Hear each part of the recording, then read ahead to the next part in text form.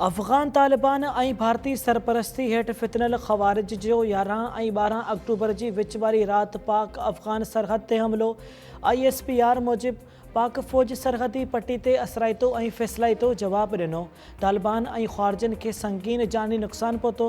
पाक फ़ौज सरहद पार एक्वी पोज़ीशन्स ते वक़्ती कब्ज़ो कयो। दहशतगर्दी जी रिथाबंदी में इस्तेमालु थींदड़ केतिरियूं ई तरबियती कैंप्स तबाह।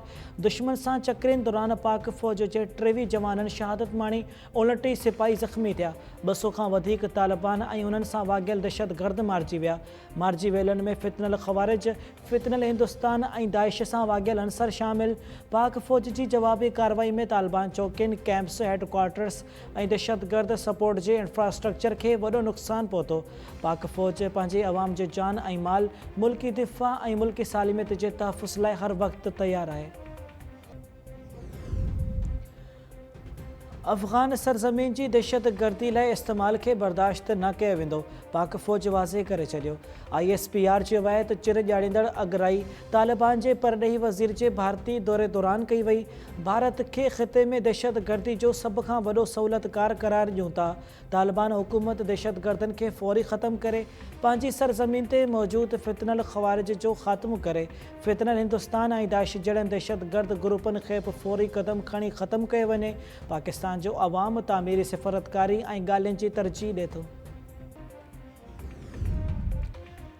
अफ़गान तालिबान जी बिना जवाज़ चिर ॼाणींदड़ अगराई खां पोइ पाक फ़ौज जी भरपूर जवाबी कार्रवाई। पाकिस्तान ख़िलाफ़ हमलनि में इस्तेमालु थींदड़ 30 खां वधीक तालिबान पोस्टुनि ते कब्ज़ो करे झंडो फड़कायो वियो। पोस्टुनि ते मौजूदु केतिरा ई तालिबानी ख़्वारिजी मारिजी विया। अफ़गान तालिबान लाशुनि, वर्दियूं ऐं हथियार छॾे भॼी विया। अफ़गानिस्तान जूं पाकिस्तान खे जवाबी कार्रवाइयूं रोकण जूं दरख़्वास्तूं।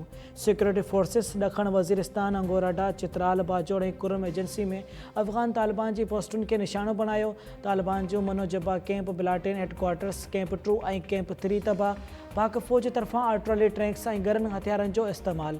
दाइश ऐं ख़्वारिजनि जे ठिकाणनि खे निशानो बणाइण लाइ हवाई वसीलनि ऐं ड्रोन्स जो बि इस्तेमालु कयो वियो।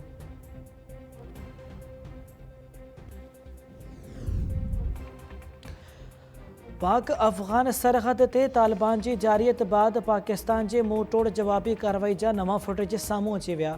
नई वीडियो में पाक फ़ौज जी वॾी ऐं अहम कार्रवाई में ख़्वारिजी सहूलियतकार असमतुल्ला करार कैंप जी मुकमल तबाही जा मंज़र। पाक फ़ौज जवाबी कार्रवाई में सपेन बोल्दक सेक्टर में असमतुल्ला करार कैंप खे तबाह कयो। सिक्योरिटी ज़रियनि जो चवणु आहे त असमतुल्ला कैंप अफ़गान तालिबान जी सभ खां वॾी कैंप्स मां हिकु आहे, जितां पाकिस्तान मुख़ालिफ़ कार्रवाइयूं थींदियूं हुयूं। अफ़गान तालिबान जे असमतुल्ला करार कैंप में तबाही खां पोइ तालिबान रिजीम में सख़्तु परेशानी। कुर्रम सेक्टर में पाकिस्तान आर्मी जी अफ़गान तालिबान जी तोपसर पोस्ट ते कब्ज़े जी वीडियो बि साम्हूं अची वई। पाक फ़ौज खे अफ़गान पोस्ट तोपसर ॾांहुं वेंदे ॾिसी सघिजे थो। शिपला ग़ुला पोस्ट बि मुकमल तौरु तबाह। बलोचिस्तान जे नौशकी सेक्टर में तालिबान गज़नाली हेडक्वार्टर तबाह। चमन बॉर्डर ते हमले बाद फ़रार थींदड़ तालिबानी ख़्वारिजी पाक फ़ौज हथां मारिजी विया। ज़ोब सेक्टर में तालिबान पोस्ट ते कब्ज़ो करे पाकिस्तान जो झंडो फड़कायो वियो। सिक्योरिटी ज़रियनि जो चवणु आहे त कार्रवाई रुॻो अमन दुश्मननि ख़िलाफ़ कई वई आहे। अफ़गान अवाम या अवामी हंधनि खे निशानो बनाइण जो को बि इरादो न आहे। सदर आसिफ ज़रदारी ऐं वज़ीर आज़म शहबाज़ शरीफ़ पारां अफ़गान तालिबान जी अगराई जो मुंहुं तोड़ जवाबु ॾियण ते पाक फ़ौज खे बेटा पेश। सदर ज़रदारी चयो आहे त पाकिस्तान पंहिंजे क़ौमी मुफ़ादनि, इलाक़ाई ख़ुदमुख़्तियारी ऐं सलामती जे तहफ़ुज़ लाइ पुरअज़म आहे।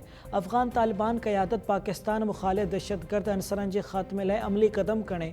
अफ़गान हुकूमत वलारियल कश्मीर जे अवाम जी आज़ादी वारी जिदोजहद खां मुंहुं मोड़े तारीख़ ऐं मुसलमान उम्मत ॿिन्ही सां नाइंसाफ़ी कई आहे। वज़ीर आज़म शहबाज़ शरीफ़ चयो आहे त पाकिस्तान जे दिफ़ा ते का बि सौदेबाज़ी न थींदी। हर अगराई जो भरपूर ऐं असराइतो जवाबु ॾिनो वेंदो।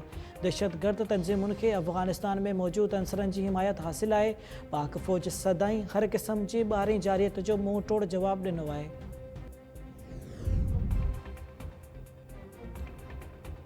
सऊदी अरब, क़तर ऐं ईरान पाक अफ़गान सरहद ते छिकताण ते ॻणती ज़ाहिर करे छॾी। ॿिन्ही मुल्कनि खे सबर, छिकताण खां पासो करण ऐं ॻाल्हियुनि जी अपील। सऊदी अरब जी परॾेही वज़ारत तरफ़ां जारी कयल बयान में चयो वियो आहे त ॿई मुल्क सब्र ऐं छिकताण खां पासो करे ॻाल्हियूं कनि। ॻाल्हियूं छिकताण खे घटि करण ऐं ख़िते जी सलामती ऐं इस्तेहकाम खे बरक़रार रखण में मददगार साबित थींदियूं। सऊदी अरब समूरनि इलाक़ाई ऐं आलमी कोशिशुनि लाइ पंहिंजी हिमायत जो अज़म करे थो। सऊदी अरब अमन ऐं सलामती खे यकीनी बनाइण जो ख़्वाहिशमंद आहे। कतर बि पाकिस्तान ऐं अफ़गानिस्तान विच में छिकताण ते ॻणती जो इज़हार करे छॾियो। क़तरी परॾेही वज़ारत चयो आहे त ॿई मुल्क सब्र ॻाल्हियुनि ऐं सिफ़ारतकारी सां मसइला हल कनि। ख़िते में अमुन इस्तेहकाम लाइ छिकताण ख़तमु करणु अणटुर आहे। पाकिस्तान ऐं अफ़गानिस्तान विच में छिकताण ख़िते जे अमुन ते नाकारी असर विझी सघे थी। ईरान बि पाकिस्तान ऐं अफ़गानिस्तान विच में छिकताण ते ॻणती ज़ाहिर करे छॾी। ईरानी परॾेही वज़ारत जो चवणु आहे त हर मुल्क जी इलाक़ाई सलामती ऐं ख़ुदमुख़्तियारी जो एतिराम ज़रूरी आहे। छिकताण ख़तमु करण लाइ फ़ौरी तौरु ॻाल्हियूं कयूं वञनि। ईरान ॿिन्ही पाड़ेसरी मुल्कनि विच में छिकताण ख़तमु करण लाइ तयारु आहे। वज़ीर आज़म शहबाज़ शरीफ़ सां वफ़ाक़ी घरू वज़ीर मोहसिन नक़वी जी मुलाक़ात। मुल्क जे दाख़िली सलामती अमन अमान जी सूरत हाल ऐं दहशतगर्दी जे ख़ात्मे समेत ॿियनि अहम मामलनि ते ॻाल्हियूं।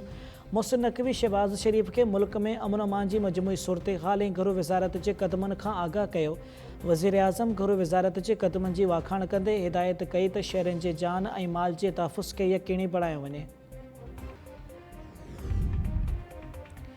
वज़ीर आज़म जे सलाहकार राणा सनाउल्ला समूरनि सियासी ऐं मज़हबी पार्टियुनि खे मुल्की इस्तेहकाम लाइ साथ ॾियण जी दावत ॾेई छॾी।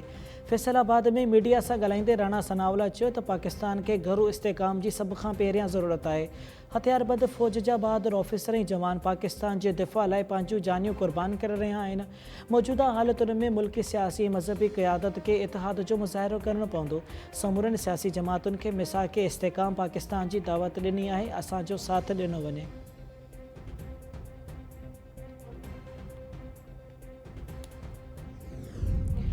ख़ैबर पख्तूनख्वा जी वॾे वज़ारत लाइ 4 उम्मीदवार साम्हूं अची विया।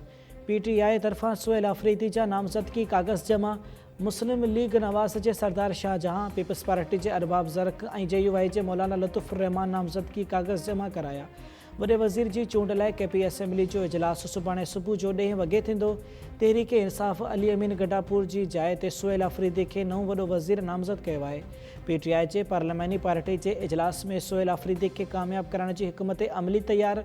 80 असेंबली मेंबर्स खे वज़ीर आला हाउस में तरसायो वियो आहे। MPs ते गैर ज़रूरी कॉल्स खणण ते पाबंदी। ॿी तरफ़ गवर्नर KP हेल ताईं वॾे वज़ीर अली अमीन गंडापुर जी इस्तीफ़ा मंज़ूर नाहे कई।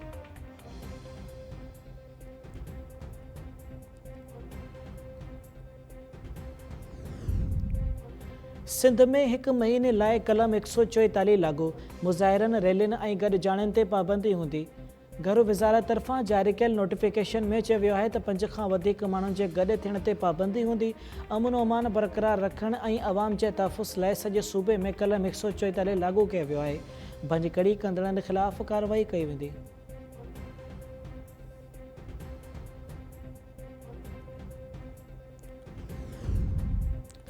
शिकारपुर में 6 साल अॻु क़तल कयल टीमो एजाज़ शेख जे खून जो जरगो। जवाबदार धुर मथां 1,82,28,000 रुपया ॾंड मुक़ररु। PPMN शबीर बिजाराणी MPA इम्तियाज़ शेख ऐं अॻूणे MPA मोहम्मद अली शेख जी सरपंची हेठि जरगो थियो। 6 साल अॻु प्लाट जे मामले तां TMO एजाज़ शेख खे क़तल कयो वियो हो। केस में नामज़द जवाबदार अमजद ऐं आमिर बाचकानी खे ॾोह साबित थियण ते अदालत फाहे जी सज़ा ॿुधाई हुई।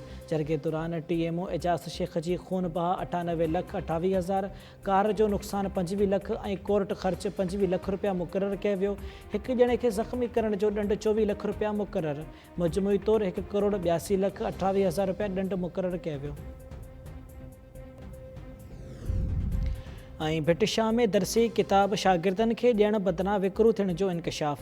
सहाफ़ियुनि जी टीम हाला लिंक रोड ते किताबनि सां भरियल रिक्शा खे रोके वरितो। रिक्शा ड्राइवर ऐं कबार जो कमु कंदड़ वापारी कुझु बि ॿुधाइण खां इनकार करे छॾियो। वीडियो वायरल थियण बावजूदि कंहिं अमलदार नोटिस न वरितो।